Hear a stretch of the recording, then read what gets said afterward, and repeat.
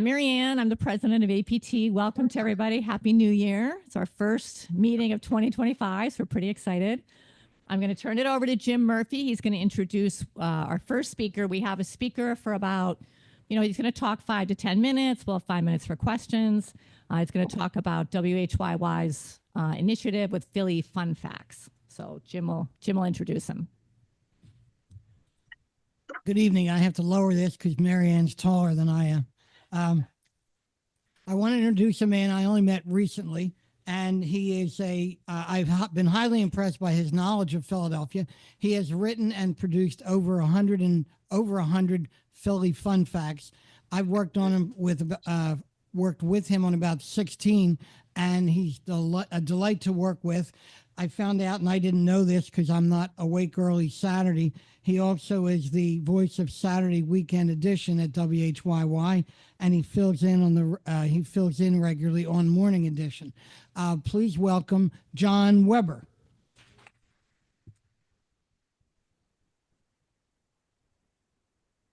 Thank you, everyone. Thank you for having me here tonight. I'm assuming everyone is familiar with WHYY, the NPR station serving the Delaware Valley. And who donates, by the way? I'm gonna make sure that, I know who I'm hitting up now. Is anyone familiar as well with the Philly Phun Phact? Okay, we have a few people that are. Most of you aren't.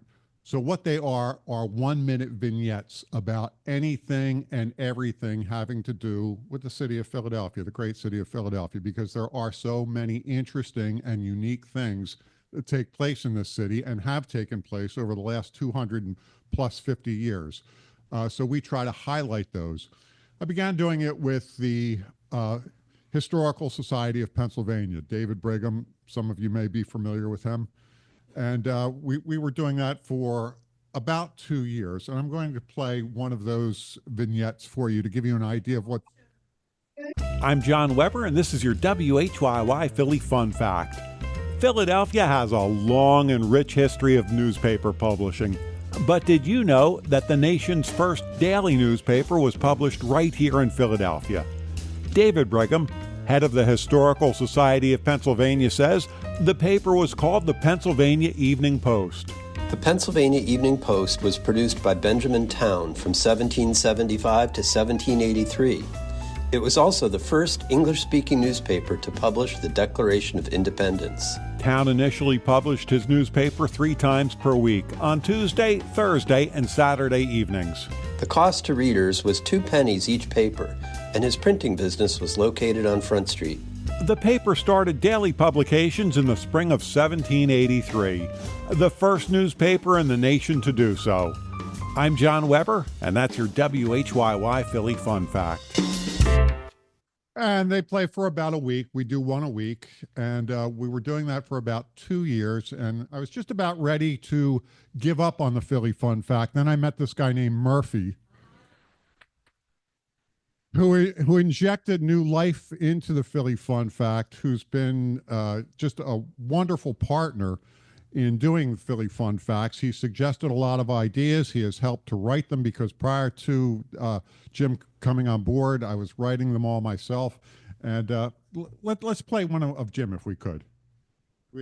I'm John Weber, and this is your WHYY Philly Phun Phact. Here's something really timely most Philadelphians don't know. Philadelphia's clock on top of City Hall is actually 3 feet larger in diameter than Big Ben in London.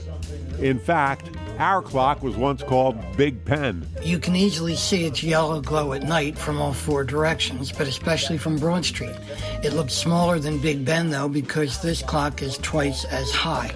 That's tour guide Jim Murphy, author of Real Philly History Real Fast. Put into service on December 31st, 1898, the clock symbolized progress, mechanical prowess, and scientific advancement. What it doesn't have are numbers on it, just tick marks. There's no bell or gong either, for fear the courts inside City Hall would not permit it. The bell you hear is at 1 South Broad Street. I'm John Weber, and that's your WHYY Philly Phun Phact. That one was written by Jim. So again, and now Jim said he's going to be turning 51 this year, and thought he might not be up to doing a whole lot more. And he suggested we get together with the tour guides that maybe some of you folks would like to participate in doing these Philly Fun Facts, suggesting ideas, also voicing, just like Jim did. I like to think that it's not onerous. Where are you, Jim? There he is. Jim will tell you he voices his parts into his iPhones, sends me the files, we put it together. It's pretty simple. He always passes the ideas by me. I always green light them, whatever he does. And would love to have members of the Tour Guide Association taking part in this, being a part, voicing it as well. And I'm certainly open to suggestions on things that we should do for the Philly Fun Fact. I brought a list of the subjects that we've already tackled. As Jim mentioned, we've done well over 100. But I'm always welcome to new ideas.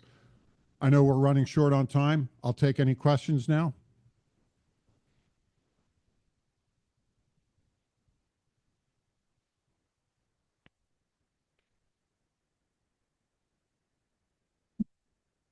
Are you going to give us the information so we can send you our little fun facts, right?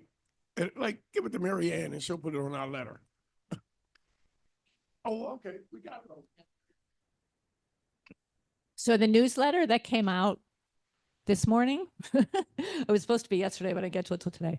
But the latest newsletter does have an article Jim wrote about these Philly Fun Facts, and there's John's email is there to contact him to throw your hat in the ring if you want to participate in making these 1-minute pieces.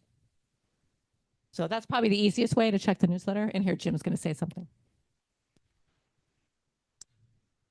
One of the things John and I talked about, there might be Philly Fun Facts on certain murals. There may be statues. There may be all kind of other things about Philly architecture that neither he or I is an expert in, and that would round out Philly Fun Facts. So that's one of the reasons we thought it might be good for John to address us.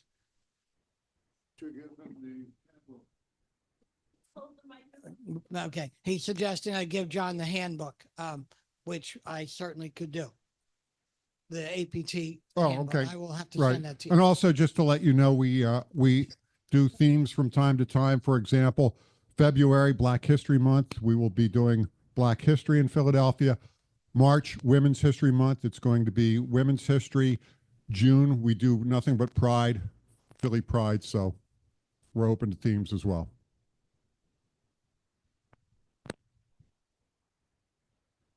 All right. Oh, here's one. Hi. How about ghost stories and myths? Or- I absolutely. Sometime around Halloween, we should absolutely do ghost stories and things like that. Okay. Do you have some ghost stories? Are you doing Not ghost yet. tours? Not yet, but I think it's fun. Okay, They say that in Philly, you never feel alone because you're never alone when you're walking down the streets. right. So Uh,